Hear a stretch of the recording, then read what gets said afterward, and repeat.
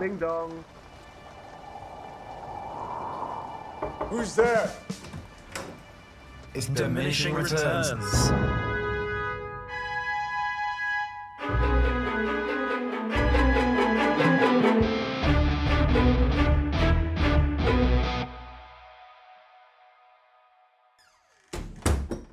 Hello and welcome to Keanuvember on Diminishing Returns. I'm Sol. That guy there is Alan. Hello. And we are joined by a very special guest this week to discuss the Matrix trilogy, which I think is kind of it's the reason we're doing Keanuvember. You know, it's the big one. We are joined by Jeremy Kaplowitz. Hey. Thanks for joining us. Thank you. Thanks for having me. I just wanted to sort of set off this whole thing by saying I just watched the Matrix films again, obviously, but I don't think I'd watched the Matrix for at least 10 years. And I was terrified of how it was going to hold up. Because this is 20 odd years old now, and you know, it's cutting edge at the time. I had a very similar experience to you, Alan. I believe, if I remember correctly, we had a load of set texts like you do when we Alan and I went to university together. Yeah, doing film studies. So. Yeah, and they give you a list of books that, you know, all the textbooks you have to go and spend hundreds of pounds on. And we had a list of set films as well that we were going to be studying. And I think The Matrix was one of them. So I think the last time I watched it was for university. Was that the same for you, Alan? Because that will have been about the same time, like 10, 15 years ago. Whenever it's possible I didn't watch those films. I certainly didn't buy the books. The Matrix is an easy one to watch for school, though. You don't have to be like, oh, I have to do homework. I can't remember what module we were doing, but there was a particular class we did at uni, and we had to write about culture in film or something like that. I can't remember exactly what it was, but the lecturer specifically said, do not do The Matrix. I have read every single 19-year-old person's opinion on The Matrix. I do not want to hear any more about it. Because it was just that sweet spot, you know, where it was a group of students who had been 12 years old when The Matrix came out. I think it was one of a few like Tarantino. There was a real stigma around, sort of avoid talking about Tarantino. It's been done to death, you know. Pre Inglourious Bastards Tarantino as well, where he was kind of on a downward trajectory for a bit, and also Shane Meadows, who you probably don't know, Jeremy, but he's like this. I do not. This British, very gritty drama filmmaker. You know, makes really. Films with regional British accents. Films about working class people. I doubt they travel outside of this country. I have not seen them. Jeremy, what's your relationship with The Matrix, if I dare use the word relationship? We dated for several years. The Matrix, I think, is the first R-rated movie I ever saw. I was born in 93 and it came out in 99, so I would have been like 6 when it came out, and I'm pretty sure it's the first one. And then when I was rewatching these, I think everybody's rewatching these right now because of the fourth one. Like the trailer came out and everyone's like, "Oh right, I forgot The Matrix is a thing."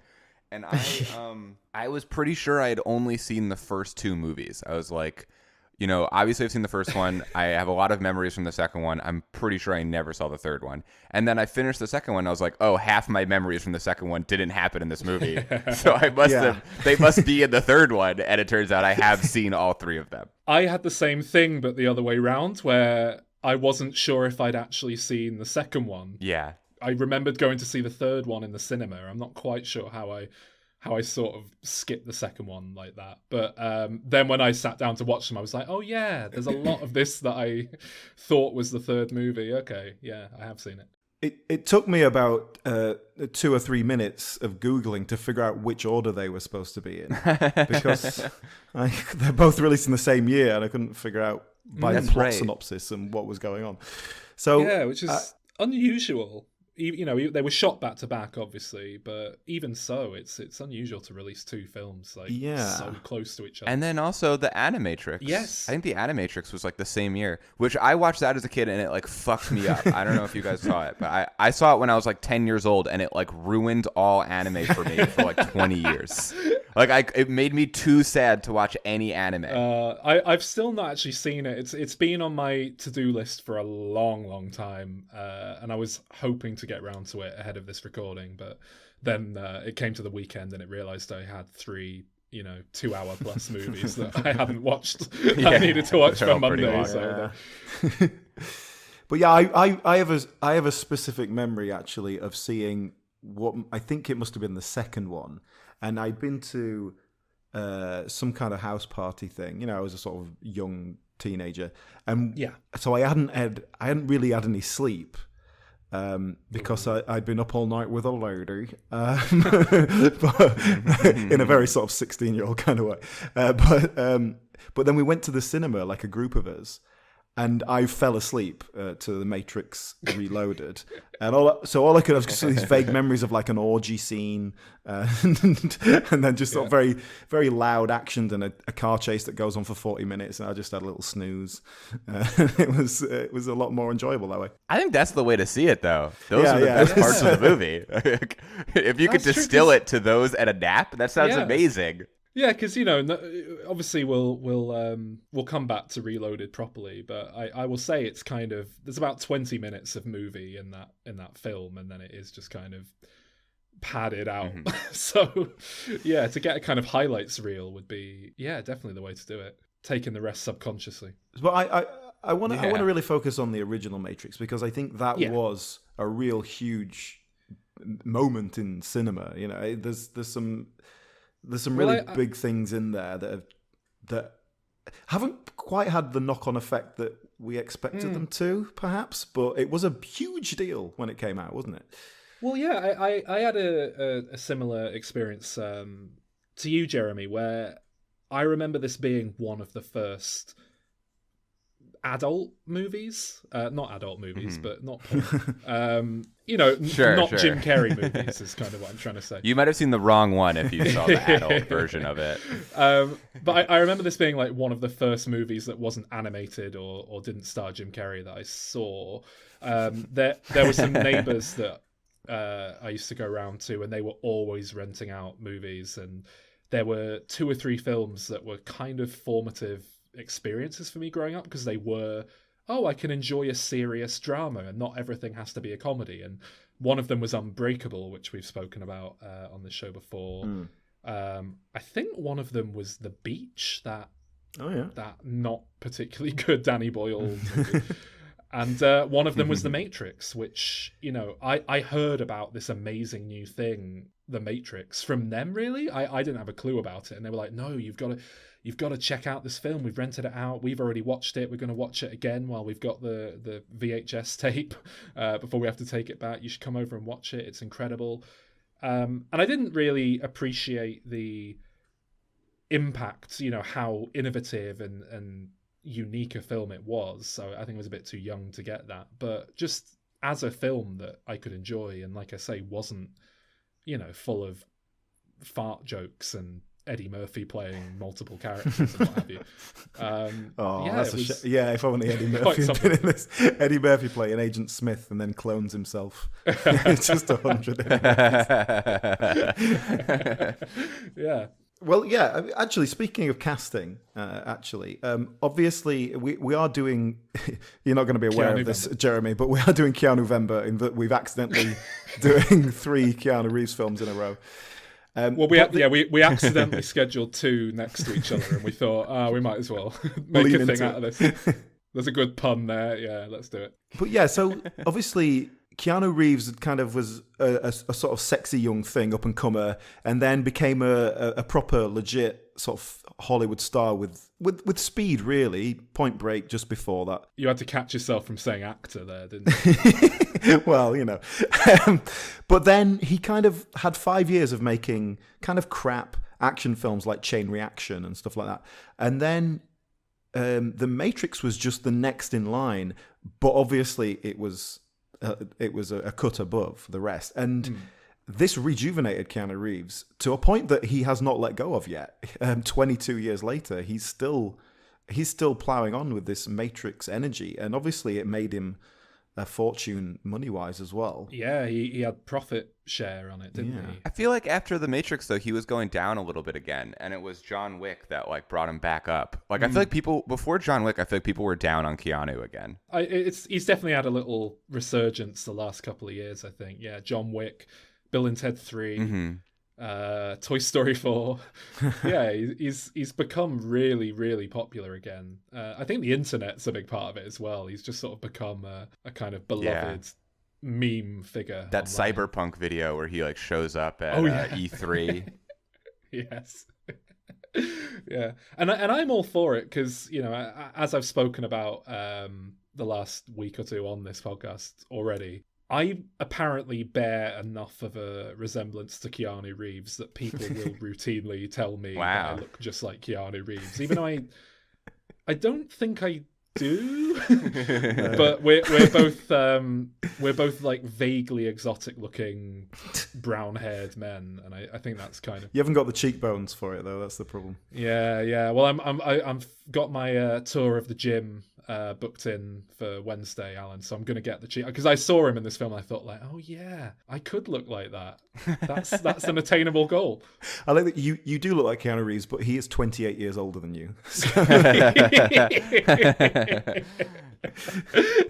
Yeah, well. Although he doesn't look it, let's face it, he still looks pretty good, doesn't he? Yeah. I'm just championing Keanu Reeves is my point. I'm all for his resurgence. I'm all for him becoming popular again because it helps me when he does well. I was going to say, in an alternate reality, I think you guys would be doing the Will Smith November because I think he was the original casting, right, for The Matrix, and he turned it down.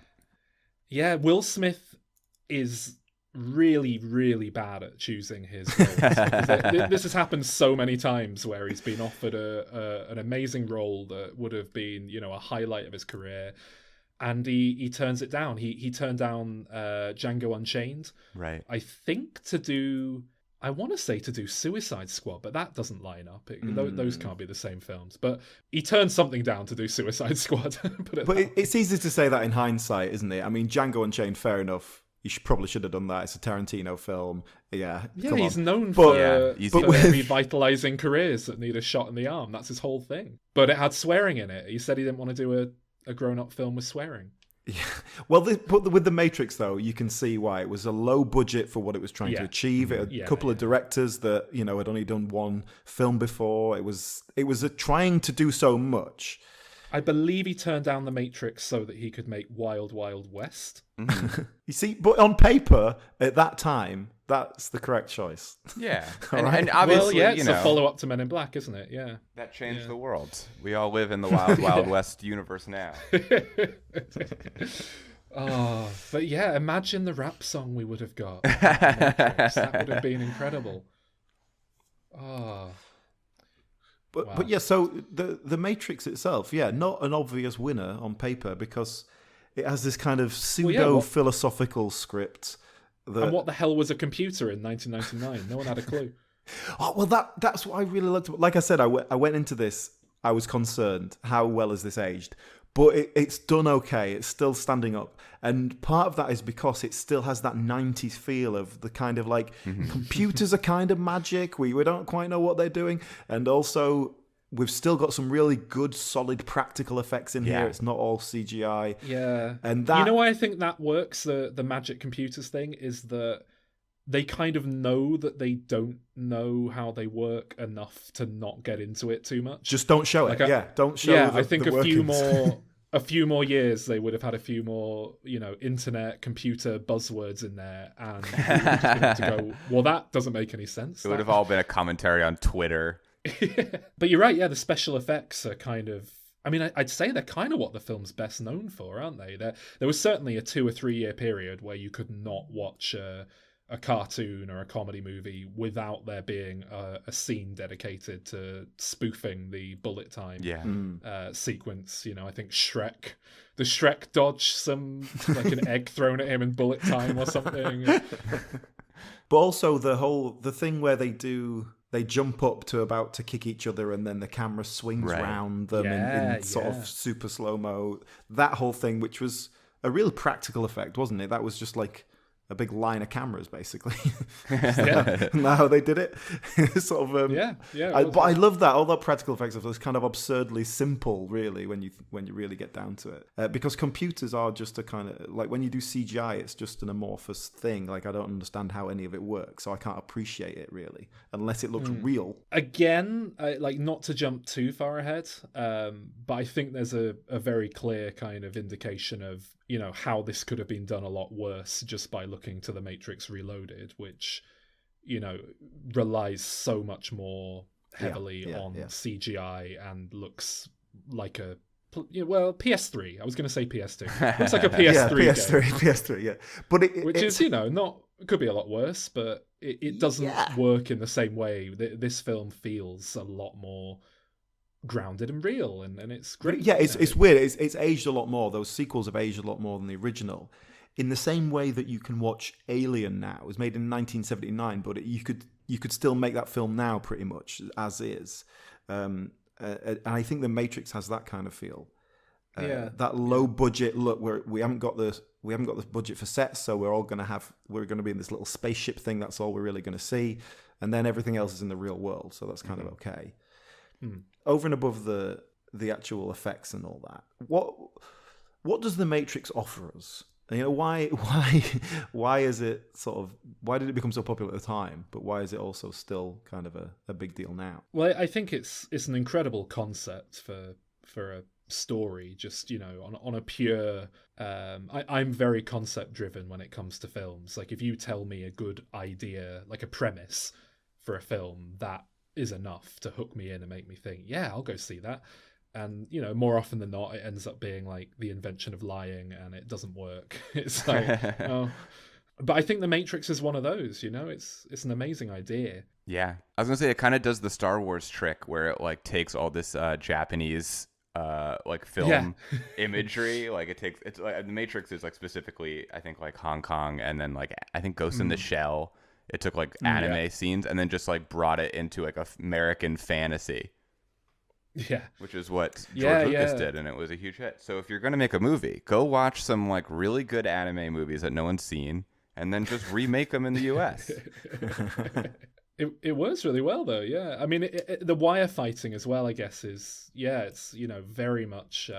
I suppose there was a little resurgence around this time with the likes of Crouching Tiger, Hidden Dragon, and films like that. When did that come out? Early 2000s, 2001. Something all right, like that, so that Jeremy, how do you stand on the old kung fu stuff? Are you a fan? I think it's fun. I like it in The Matrix. I like it in Crouching Tiger. I liked it even in the new Shang-Chi. Marvel tried to do it, I think. For 30 seconds, and then the rest of the movie is like all CGI nonsense. Yeah, but it's fun in the beginning of that. Yeah, the first the bus scene in that film at the start is incredible. It's really good. And then after that it's sort of like okay. They hired someone who can like do fighting and martial arts, and then they were like, all right, cool, we got that. So let's animate the rest of it. Well, I'm not a big fan, really. It's not my sort of thing. And when we did John Wick, it was just like it's just people fighting for 2 hours. But John Wick isn't really. It's not the same sort of thing. It's much more grounded in reality. Yeah. It's like in this film and the trilogy as a whole, like the fighting is really choreographed, and it's you can tell it's almost more like watching a dance. Whereas in John Wick, it's like John Wick walks into a room and shoots 5 people in the face. And walks on. I do also like the choreography of those two, though. I think I like them for a similar reason. I like the first John Wick movie where he's in like the club or whatever, and he's just I think it's like just 15 minutes of him like killing everybody, but it feels very choreographed, and I like that it just feels like they set up a little play for us. Their camera's like just on it, so you don't have to like do shaky camera to hide all of the like fake shit.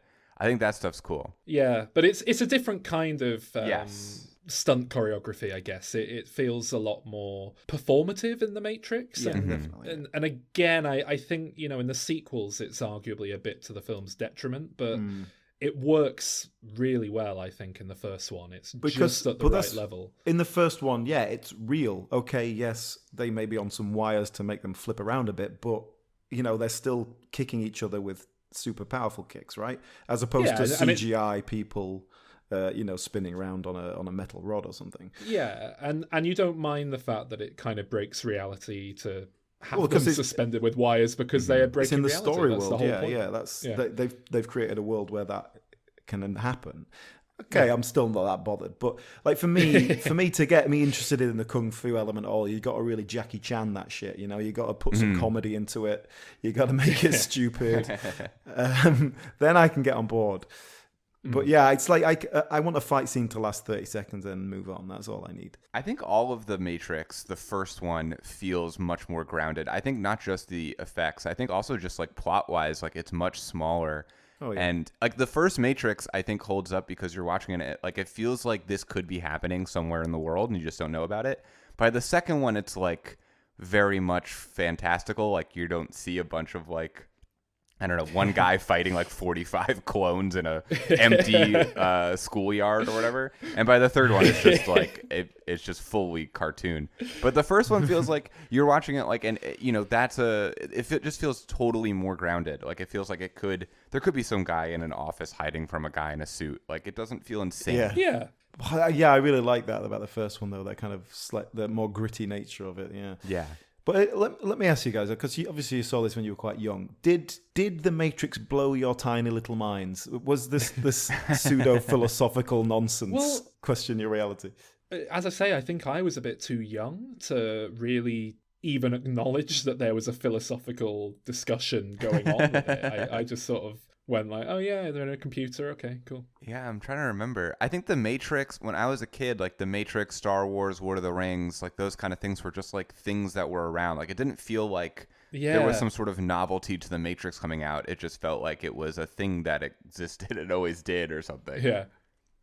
I do remember a few years later though, in high school, there was a kid who like made a fool of himself and everyone like made fun of him for it for the rest of the day because he said that he believed in the Matrix and he thought it was real. That rules. I feel like for him. that has become much more of a mainstream so funny opinion to have. That's just so funny to go into school and be like, my religion is the Matrix. Like that's where I put my faith. I mean, he was a kid who said when he grew up, and he was completely earnest about this. And when I say kid, he was 16. Sure.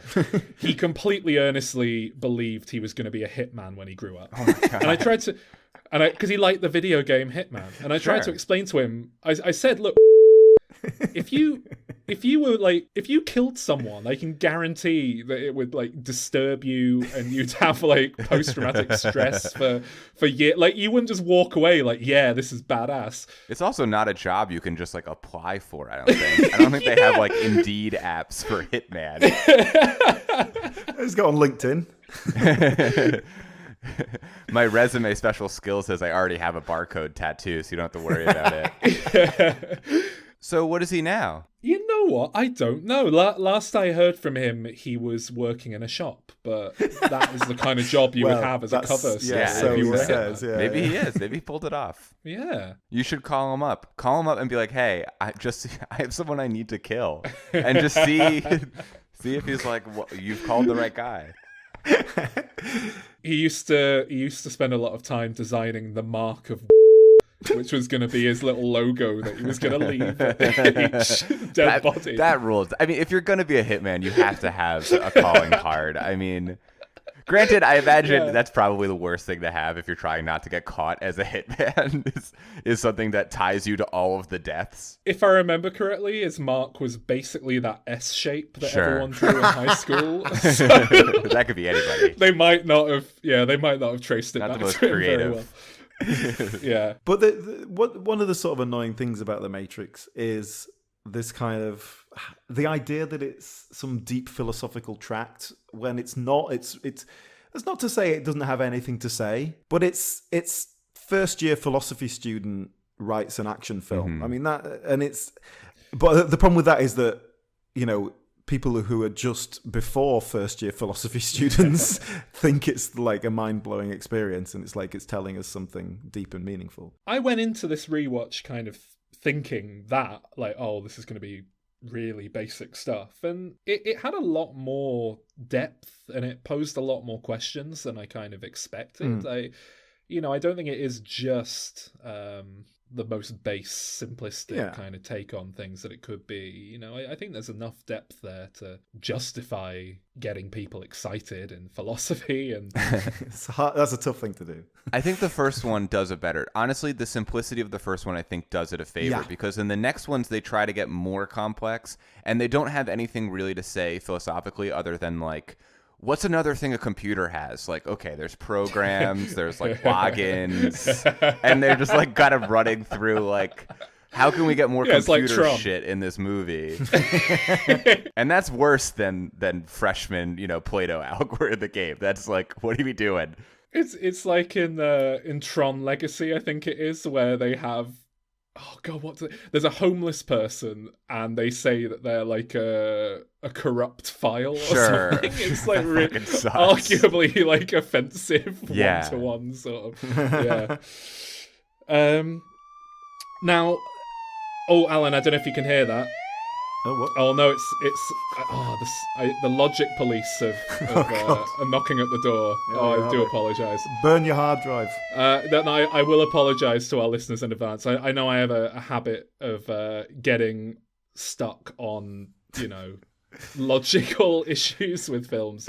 Right, go on. I do have to bring up a few issues with this film, The Matrix, that I have. Okay, so the idea that you can manipulate the Matrix because you're in the Matrix, that is basically akin, and I might be missing something, but the movie's basically saying that if I were to like boot up Super Mario Brothers, because I know it's a video game, I should be able to like run up walls as Mario, and, like go slow motion to walk underneath Bowser without any risk. No, but this is like, maybe not quite anything, but this is like, if the more you know, the more you can control it. Like if you play Mario Kart 64, you do the shortcut where you jump through the wall. Rainbow Road shortcut. If you might just be walking around your life, you have no idea that you're in a simulation. But if someone tells you, hey, you're actually in Super Smash Brothers Melee, you can learn how to wave dash, right? Like Mario. I can do 2 jumps. I never realized. I thought I could do 1. You're unfamiliar. If someone tells you about how to do a recovery, then you have to keep dying. Like that's fine. I can go with that. My next one is, how come Agent Smith is limited at all? Like, if he can magically make Neo's mouth kind of disappear, how come he even has to like knock on a door? How come he can't just teleport and just make everything happen as he wants it to happen? Or wasn't it just make his mouth disappear again and he'll choke to death or suffocate? Like, why does he have to find him and physically put a bug in his belly button? He's like on his own. He has like his own agenda too. Like he like works for the Matrix, and he's just like a robot AI who like has his own career ambitions. It makes no sense. My assumption is if you ask the Wachowskis, they'd be like, oh well, he can do that stuff, but like, if there's a glitch, like people will notice if there's like more things going on in the Matrix. But I don't know. I think he should probably just kill Neo or something. All right. So this is more an issue with the second movie, but as we see in these films, the AI can take over human consciousness and turn them into agents. Yeah. So, and they can seemingly do that with loads of people at once. So why don't they do that to every person on the planet? I mean, he does. They don't even need the Matrix anymore, right? They just have them all be agents. They're still batteries because the bodies are being run, and they can just sit in a quiet room. Maybe ultimately the body would reject it given enough time, but they only ever do it for a short period, don't they? I mean, the big issue I should have really is with the notion that people are being used as batteries, but I'm not. They throw in a line about how they've combined it with a new form of fusion, and that's fine with me.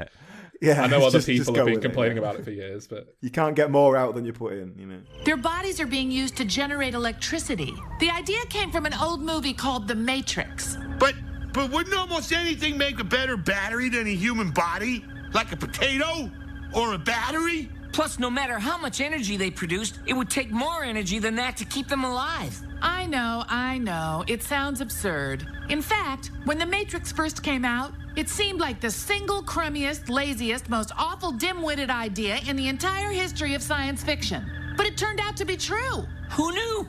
Good work, writer of the Matrix. Yeah, apparently the script was originally written that they needed the human brain for processing power. Okay, They were able to I guess hijack the 90% of the brain that you supposedly don't use or something. They're using it to harvest Bitcoin. Yeah. And the producers at Warner Brothers apparently said, no one knows what computer processing power is. We can't do that. Make it a battery. So they had to do a last minute rewrite. The bigwigs at Warner Brothers were like, that's too powerful. People must not know that they can unlock the potential of their brains. They'll take us down. So all right, my other major issue is, why do they spend so much time in the Matrix? Like, once they know they're in a simulation and they're out of it, Because being out of it is shit. but they don't go in just for like a laugh. Like, they don't use it like a holodeck. Yeah, that's the question you should be asking. Why don't they just go in and have a laugh and just kind of like create a character for themselves where they're hugely rich and like everyone's trying to sleep with them? Well, would you take the red pill or the blue pill? You're a Joe Pantoliano, you are. I mean, Joe, I think he nails it. He does the right move. He goes in and he gets to live his life. I kind of wish, maybe they did this and I missed it, but I kind of wish there was like a poster in the second Matrix movie of like a Cypher movie coming out. Like, why didn't they? That would have been so cool if just like Neo's fighting and in the background you just see like Cypher starring in some stuffy drama. Speed 3. That would have been amazing. I mean, I bought some multivitamins recently, and they're blue pills. So every morning now, I sort of think like, yeah, I'm taking a blue pill. I'm gonna stay in my cushy fake life. I don't want to know if it's post-apocalyptic outside. I don't want to know. I want to get taken over by Agent Smith. Take me over. Yeah. Start running this body. Well, do you know what really what surprised me? What was not in my memory, I guess, was how much of this is not kind of a science sci-fi thing, but it's just religion. Like like Morpheus is just a kind of wacko cult leader who's trying to pull people into his cult, and I didn't remember it that way, you know, and it actually seemed a lot more creepy on this latest rewatch. I don't think it's meant to be, though, is it? No, I don't think it's meant to be, but it is. You're not meant to question whether or not everyone should be freed from the Matrix and brought back into reality, I don't think, are you? I mean, maybe you are. Maybe I think style has just changed so much that, like, in the 90s, you'd see Morpheus and be like, this is the coolest person who's ever existed. And now you see him and you're like, why is this guy wearing that? This is insane. You are completely correct, actually. I know I keep going on about friends from high school, but you've reminded me of another friend who, you know, he kind of went off the deep end a bit in high school, and he went to a very strange school. So. Well, part of that involved that he started dressing like he was in the Matrix because he obviously thought it was really cool. Because I guess it was at the time. Did he have a samurai sword? Seems like it goes together. No. Had a samurai sword. And a fedora. I have so many friends who have samurai swords now. Also you've just reminded me, he had a replica Indiana Jones whip, which he hung proudly over his bed, and he didn't understand why we all found that really funny, that he had a whip hanging over his bed when he went round to his house. That's awesome. But yeah, big Larry Fishburne we've got here as Morpheus. Oh, yeah, and Fishy Larry. And this is, like, obviously he was already an established actor, but this, again, same as sort of Carrie-Anne Moss and Hugo Weaving, took them to another level. It was kind of like their biggest hit in terms of a kind of a big role. And yeah, he's really good in it. He is great in it, because I think if I saw the character of Morpheus like reading a script, I don't think that's what I'd imagine. Like, and the way he delivers it, you know, he's got that kind of calm. He does the folding his arms behind his back, which is just a lovely move. I don't know like why that is so unusual, but it works. But like he's not quite in shape. You know, he does this whole fight scene. He's just slightly too podgy, but he gets away with it. He's the leader. He gets extra rations of protein. I was on when I watched these movies like a month ago, and I put them on Letterboxd, and I saw some really, I thought, good review of it where someone said that the reason it works so well, the Morpheus character, is that that Lawrence Fishburne plays him as like such a dreamer. Like he feels like someone who like authentically believes in this and like really wants it to happen. Like he's not like cynical. He's not like, he doesn't secretly want to be the one or whatever. He's just like he's a dreamer. Yeah. No, I quite like that actually. Yeah, because, and I think it what saved the character, especially in the later films. He becomes such a kind of like the wacko religious cult leader that some of the other leaders don't really believe in that stuff. And so to have him so grounded and kind of calm, I guess, helps that. And yeah, he's not reaching for power, is he? His place. He's the John the Baptist. He's the one who's going to deliver the one, and he's happy with that. Those other in what is it, the third one, where everyone thinks that he's a crazy person for believing that Neo is the one, is so funny because this guy can fucking fly. Like he flies. He can fly in the Matrix. Like it's no one. It's like if Jesus, people are like, oh, I don't think that Jesus is real, and he's like turning shit into water into wine like in front of them, and they're like, no. It's a cheap Which, trick. to be fair, is probably exactly how it would go down if Jesus came back in this day and age. I think people would be very split as he stood on water, and yeah. So just while we're dealing with the other kind of principal actors here, Carrie-Anne Moss as Trinity. Again, this was a kind of career-making role for her. She was just a sort of jobbing actor before this. And then hasn't really done much since. But she did Memento immediately afterwards. And it's kind of, that was another big kind of underground hit. But I think she does a really good job, and it's kind of a badass female character at a time when that was still not always done very well. Yeah, I think the whole kind of love brings them together thing at the end is a bit of a misstep. I don't really like all that. Yeah. But I think for the most part, she just goes toe to toe with everyone else, and it's a good solid character. I think I like that ending, honestly. I think the Wachowskis they just seem like softies, and I like that they. I mean, like, I feel like it's such a cheesy thing, but for some reason I think they pull it off in this one. Where they're just like, friendship is magic. And I was like, yeah, it is. It is magic. Yeah, I don't know. We didn't bring that up, by the way, when we were talking about the philosophical thing, that both of them ended up transitioning, and I don't know if it was like how much it was supposed to, I think they've said it's about being trans, the movie. I don't know how much of that was like they knew at the time versus they felt like people who were trapped in a world that didn't exist. But I do think that elevates it, the theme.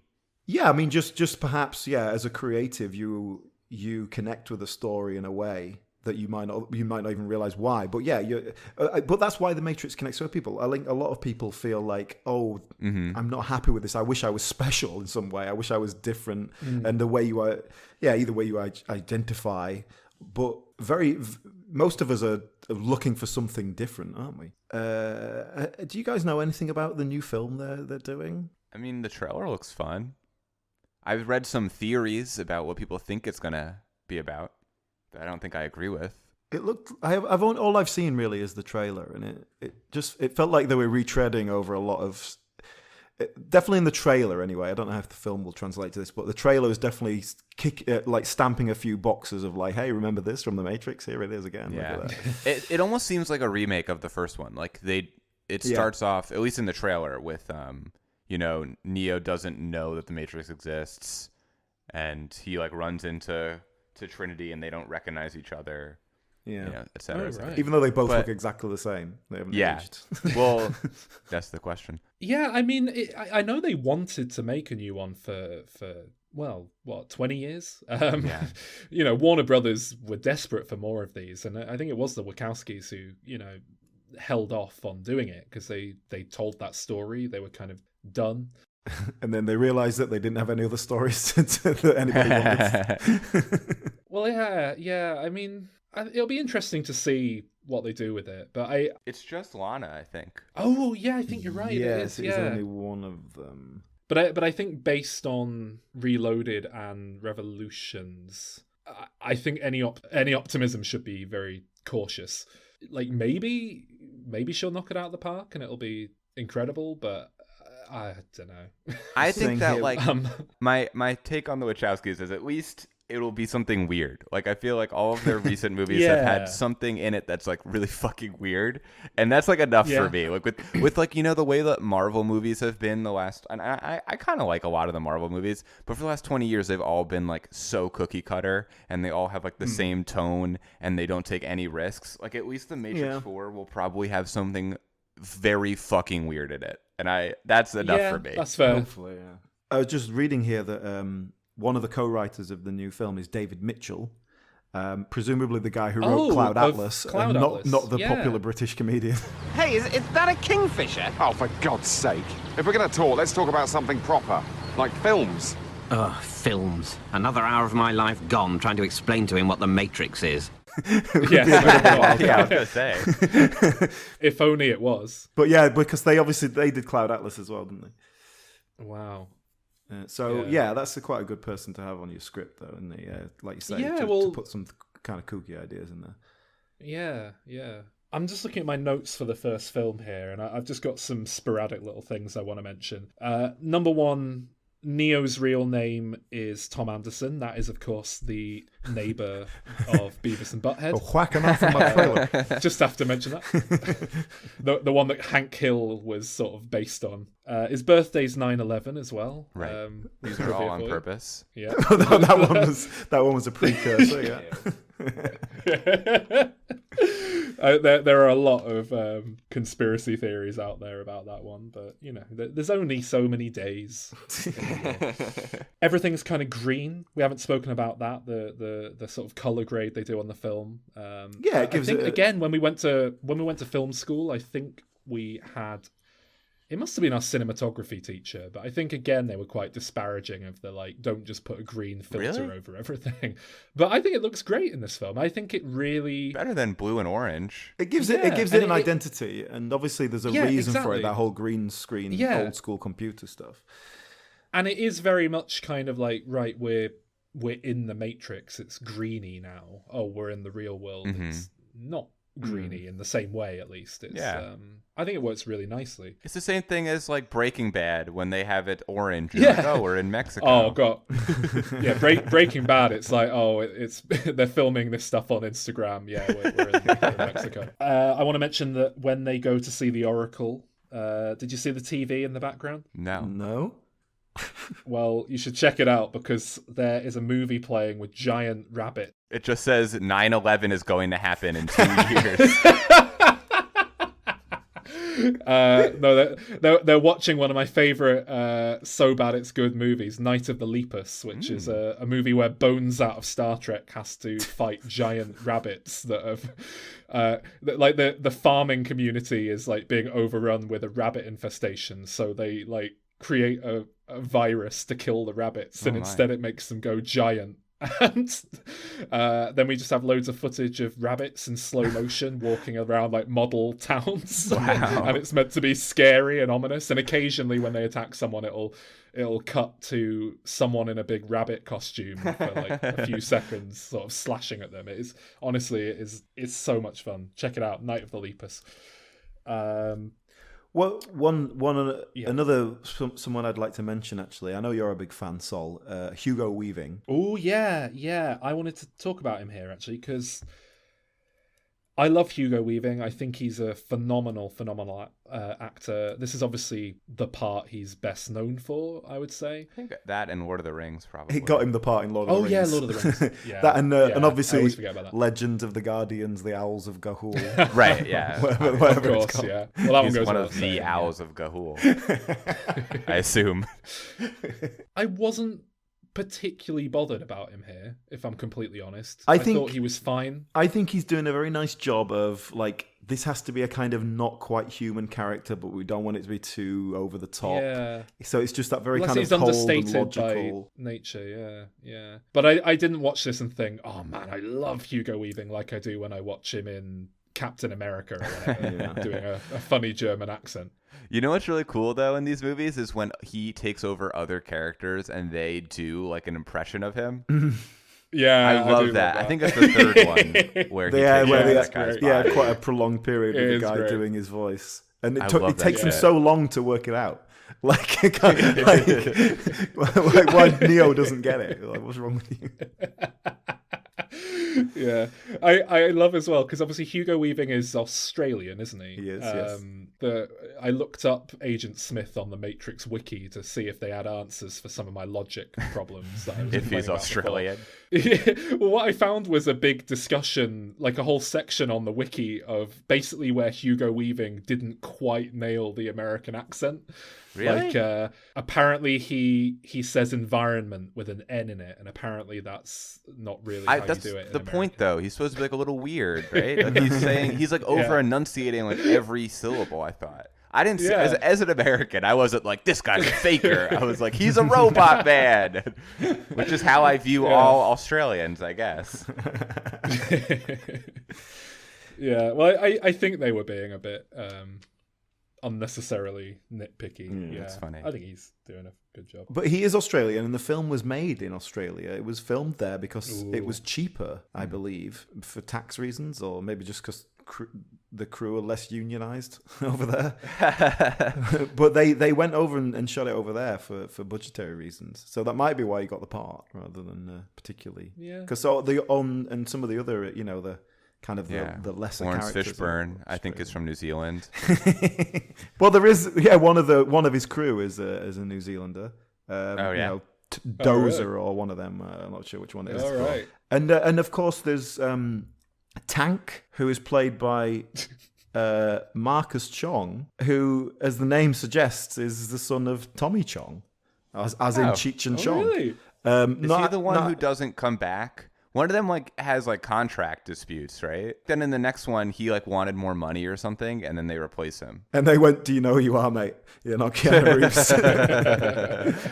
Reeves." We haven't mentioned the music as well. I think The Matrix, it's not music I would necessarily listen to, but it gives it so much personality, and it's so cool in places when you have Club to Death and these other now very iconic bits of music playing. And I think The Matrix pretty much single-handedly set the tone for music in films trying to be cool action movies for about 4 or 5 years.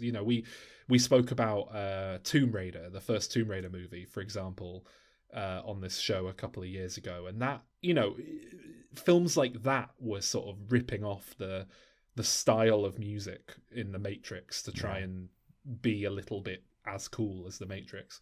Sure, let's sort of plow our way through the sequels in a little bit more detail, just in a kind of they're too long. It's 2 hours and 10 minutes, and it's about 30 minutes of plot. Well, there's a real, I don't want to say resurgence because that implies something coming back. There's a emergence is the word, isn't it? Of people who are adamant that the Matrix sequels are actually good. And I think it's the same crowd of people who are starting to be adamant that the Star Wars prequels are actually good. I know that the podcast Blank Check, one of their hosts, David Sims, is he's a film reviewer who loves the Matrix sequels. So if people want to listen to a full-hearted, defense of the Matrix, I guess go listen to those episodes. Did you say his name was David Sims? Yes. I'll just say I know that name. Didn't we go to uni with David Sims? Might have been him. He famously grew up in the UK. No, I'm well aware of both David Simses. So not the same guy. One of them is a hitman now. The Matrix Reloaded, I think, was pretty well received at the time. People felt it was a big step down, but I think it was really the third film that kind of tanked it for people liking these films. I mean, the third one's worse, I guess, but it's pretty bad. Well, I have a really hot take here in that I hate the second one, can't stand it, and I think the third one's an improvement. I wanted to go into it when I was rewatching it last month, and I was like, I'm gonna be a guy who thinks that they're all amazing. I'm gonna do it. And then the first one I was like, perfect movie. The second one I was like, not great but fun. And the third one I was like, I can't even follow what's happening anymore. Well, I think that was my problem with the second one. Was I had the same thing with the Lord of the Rings movies. To be honest, like there's certain kind of film that just has such convoluted, complicated backstory and so many moving pieces that I just tune out and I just cannot follow what is happening. And I try reading the plot synopsis on Wikipedia, and I can't follow it because I get 2 sentences in and my brain just goes elsewhere. Even if you can't follow the story of The Matrix Reloaded, which, like, sure, I don't think I can either, at least there's, like, cool fight scenes and there's, like, a big car chase. The third one is, like, visually incomprehensible because, like, every scene where they're in that, like, and they're in Zion or whatever, and there's, like, a fucking billion robots and they're all just, like, shooting wildly into the sky, and you don't know any of these characters. They're all new characters that are introduced so many new characters. 5 minutes ago, and then, like, one dies and you're like, I don't know who you are. And there's a kid, there's a young guy who, like, looks up to Neo that we get in one scene in the second film, and it's like, well, that was weird. And then in the third film, like, he's the hero who saves the day. Yeah. Like, we haven't related to these characters. We don't care. What's Keanu Reeves Truly doing? couldn't care less. Broadly speaking, I think the second film is so convoluted I can't follow it. The third film is just robots fighting humans for 2 hours, and I can follow that, even though it's boring.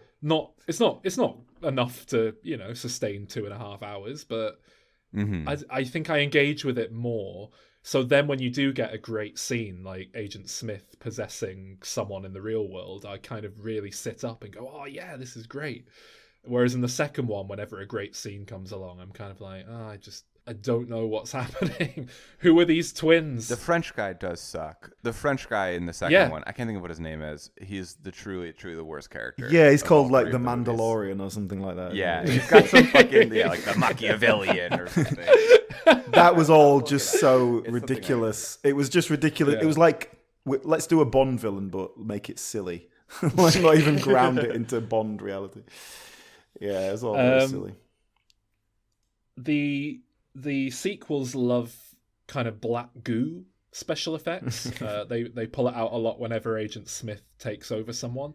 Oh, just real quick, it's the Merovingian. Yeah. That's the name of the character. Fuck cares, dude. Perfect sense. That's so bad.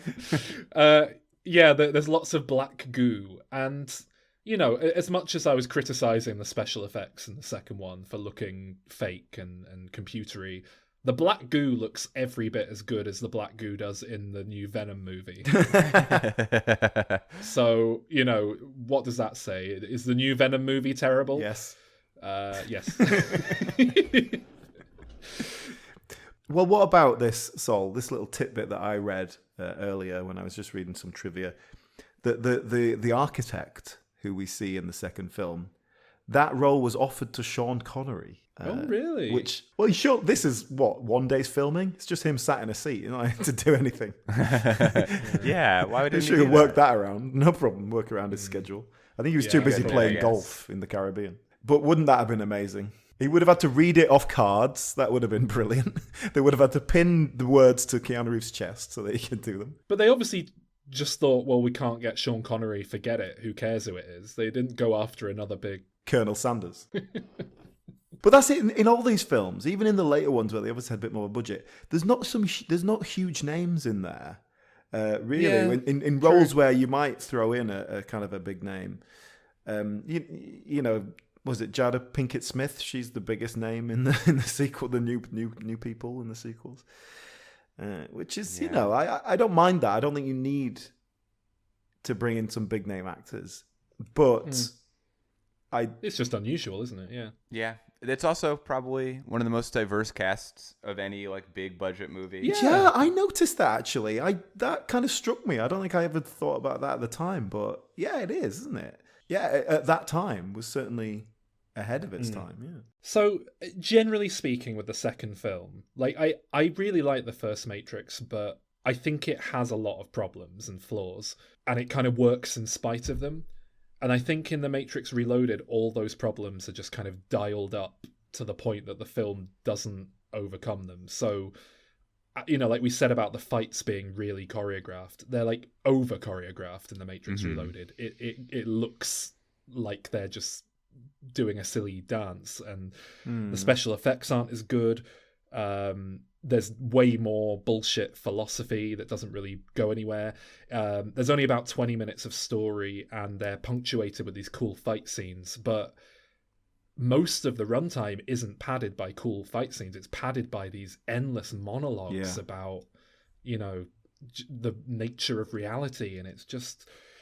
And you know, basically, like, it's a film that takes itself really seriously, and that's not necessarily a problem, but they also include the sound effect of a bowling ball hitting the pins in an alley when Keanu throws in one of the Agent Smiths into a load of other Agent Smiths and knocks them over. And it's like, you can't do that if you're taking yourself seriously. You're like, where is this film pitched? So I didn't like it. And then the ending as well. Well, there isn't an ending, is the problem, obviously. It ruffles my feathers when they do the whole, right, come back for the next one ending. And I know they shot them back to back, but... But the worst thing about that is they go, there was this huge attack and there was only one survivor. Who was it? And then it pans across to the person who survived, and it's like, who the fuck's that? Who? What? And then it's like this big reveal and the end of the film to be continued. Like, what? Yeah. Who was that? Why... I didn't, okay. Whereas in the third one, it's simple, there's a clear structure, there's an ending. Like, I understand the motivation behind all of the characters doing things, even if it's, you know... So I don't know, I get more on board with that. And I think the action in both films is quite good. Although, you know, I have logic problems with the second one as well, right? So if Agent Smith just wants to take over Neo, why is he punching him? Why isn't he, like, shooting goo out of his hands? Why doesn't he make a goo gun? Yeah, he should be gooing like crazy. Yeah, but instead he's, like, hitting him in the face. Like, I don't understand. Well, why in that big fight where he fights 200 Hugo Weavings... I was just thinking all the time, like, why don't you just fly off? Like, you can fly, mate. We know this. And then that's what he does at the end. He just fights them for 20 minutes and then flies off. Yeah. The whole movie feels very much choreographed, even, like, the scenes. Where it's just like, now we have to have a fight scene. Because that's what we do in the movies. Yeah. Once every 10 pages, isn't it? It feels very written to a kind of Hollywood formula in that way, yeah. But, you know, there are cool...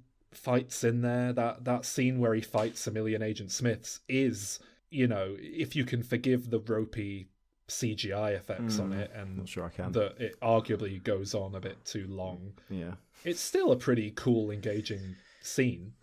I tell you what I like about the way it's filmed, that it's not lots of quick cuts and close-ups. But the way they get around that to show it is to stitch the things together with CGI, and that doesn't work very well. And I've heard the defense that, well, they're in the Matrix, that's why it's fine that it looks crap. Oh, yeah. But it's like, no, because the whole point is that the Matrix is our reality, so it can't look fake, because then Also, it's just ugly.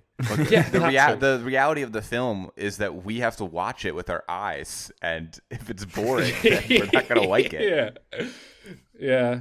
I like the architect scene. Is that in the second one? Yeah. It's cool. The set with, like, all the TVs. I don't know. I've seen it, like, parodied 1 billion times, but it's still kind of cool. Yeah, it's a nice idea, but I just can't get over. I just think about security guards sat watching a load of CCTV cameras whenever I see it. But no, it's a cool idea. But then I think, the first film feels so much more grounded, and you know, like you say, this could feasibly on some level happen. Right. Whereas the second movie is like, this is a metaphor. Do you get it? You know, we're embracing the poetry, and everything's a metaphor, and it doesn't feel real in the same way. So I think I just don't like it as much. Whereas the third one, it's just, we're going to shoot 1,000 swarming robots, and then they're going to make a big kaiju face and yell at us. And I don't know, I guess I'm more on board with that. We're going to have a big Superman fight scene in the rain at the end. And... Do you like when they all turn into a baby? Do you like the baby face? I kind of like that one. I actually do kind of like the baby face, yeah. That might be my favorite detail of that movie, is that they all turn into a big baby face. What happens at the end? I don't think I even understood what was going on at that point. They teamed up to beat Hugo Weaving? He like becomes literally Jesus. Yeah. Yeah. Oh, he does. He turns into a crucifix at one point, doesn't he? Yeah. A crucifix of fire. Okay, original Matrix. Yeah. It's fun. It was novel. It does some really interesting things. I think a very solid 8 out of 10. Yeah, I agree with you there. I give the first one an 8 out of 10 as well. I think it's a really solid movie. I was going to give it a 9, but then it was just slightly too long. I started to get a bit bored. Yeah. But no, it's a great film and it's a classic for a reason. I honestly think the first Matrix movie is a 10 out of 10. I think it's like, it does everything it's trying to do as far as like sci-fi action movie goes. There's just not really that many like better versions of it. And I really like how grounded it is. And I think it was changed the world. Yeah. No, fair. I think, And now we all know that we're in the Matrix. So it was a helpful, just, Well, that we haven't really touched on that, but that is becoming the. It's kind of the logic. It's the logical conclusion is that we are in a simulation because probability says that it's more likely than not being in one. Is that true? I'm into it. It's because there's infinite so the idea is, I think, that any civilization that lives long enough to be able to create like simulated realities will do so, and then each of those simulated realities will at some point reach a point where they create a simulated reality within the simulated reality. So in theory, there's basically infinite chances that we are not reality, and there's only one chance that we're the real world. Right. Have you been hired as a writer for the new Matrix film? And then there is actually a really compelling bit of science to kind of back it up that I don't understand well enough to explain in a very good level. But essentially, when you look at like the building blocks of reality, like when you go right down to the molecular level, it almost down to like the individual pixels that make up the universe, like there is a limit they've found to how small you can go, how much detail you can look at things in, like a resolution to the reality. And based on how we understand reality, there shouldn't be any limit there. Like the only reason they can sort of think of that there might be an imposed limit is that it's a simulation and they're not rendering things in more detail than because no one's ever going to be looking in that much detail. Well, now that I know that, I can fly. Yeah. So there you go. We're in a simulation, confirmed. But yeah, to get back to our ratings, I give the second one a 3 out of 10. I really, it winds me up. Well, it obviously bothered you more than me. I was probably leaning towards a 5, and then it didn't have an ending, so it got a 4 out of 10 from me. Very harsh from the two of us. I was gonna give it a 5 or a 6 out of 10, but looking at when I watched it on Letterboxd, I gave it a 7 out of 10. Oh. And I don't remember liking it that much, but I guess ultimately. Oh, I wrote I'd cut 30 minutes out of this, but I don't know. There's some fun stuff in it. There's like I think like a lot of the action, even though it's like super choreographed, it does like kind of hold up, and I think it's refreshing to watch a non-Marvel big stupid nerd movie where it doesn't have jokes in it every second. What was those? What were those ghost guys? The kind of like the twins that turn into ghosts sometimes. Twins. They don't even bother trying to explain any of that or why that's happening. Yeah, I went on Matrix Wiki reading up about them as well because I just assumed I'd missed a line of dialogue or something. I did literally almost fall asleep during the fucking French fry. That guy truly killed me. I think that they're meant to be some prototype programming that's gone wrong and become separated. That there is like a whole backstory, but I don't think it's actually in the film itself. Right. I think it's one of these things where you have to like watch the Animatrix or read the the wiki accompanying materials. I think that with all of these movies, I really appreciate a big budget nerd movie that like is not afraid to be weird. Yeah. Like they're afraid of not having jokes all the time, and they're afraid of doing anything goofy. And I love Marvel. I love what they do, but I do agree with you in that, like, when they go weird, it's very superficial. Like Guardians of the Galaxy is, right, weird on paper, but structurally, it's the same movie we've seen 1,000 times. But one of them's a tree. Yes. So I am with you there, actually. Like these movies do take big swings, and the Wachowskis in general, that's what they do. Anyone who's seen Cloud Atlas can attest to that. So you're right, actually. I am actually quite excited for the fourth one. Now you've sort of pointed that out. I just hope it's not normal. They're in a place in their career though where they really need to put something down. put a solid base level down again.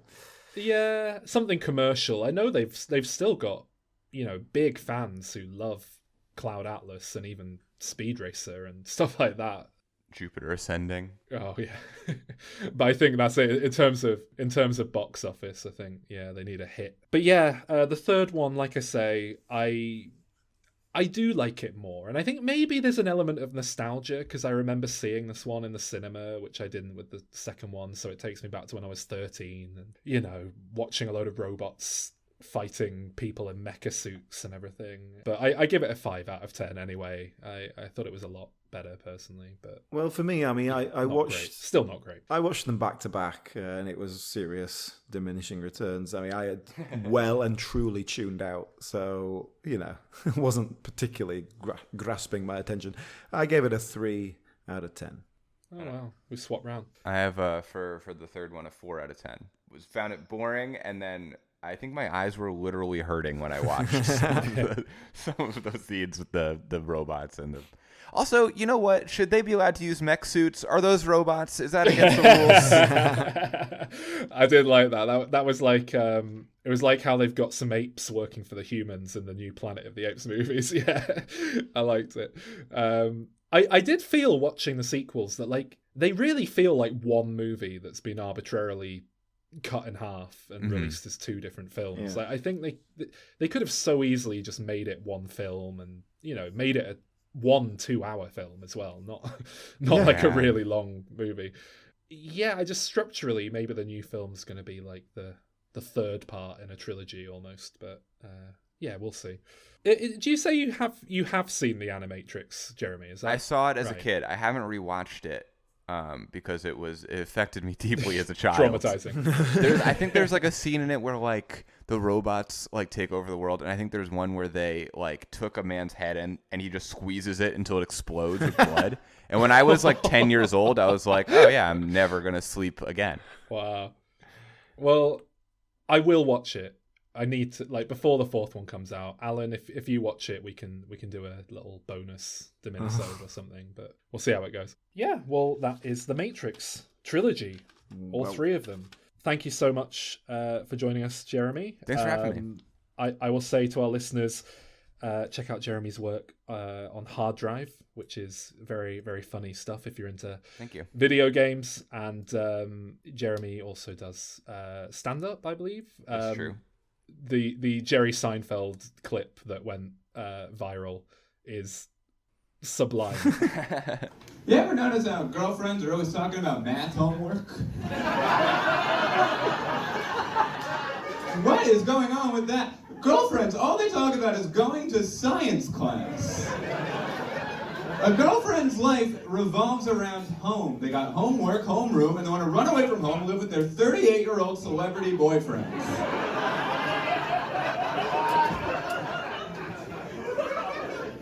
I met my girlfriend's parents the other day. Why is it that girlfriend parents are the same age as you? What is the math? Thanks. Yeah, is there anything you want to plug while you're here? Sure. I have a podcast where we talk about nerd stuff and stuff like that. It's called Deep Dive in the Shallow End. The premise is that it's supposed to be a deep dive podcast, but we don't talk about the stuff that much because it's in the shallow end. So go check that out. Excellent. I am just checking my notes here in case I've missed anything. I have written down the line, I know Kung Fu.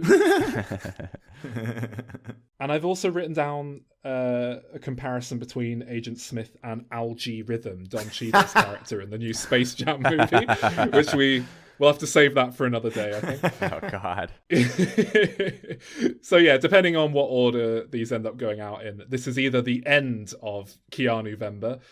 We hope you've enjoyed it. Or it's the middle of Keanuvember, and we're going to do Speed next week. Edit as appropriate. Thanks for listening. Bye. Thank you. Bye.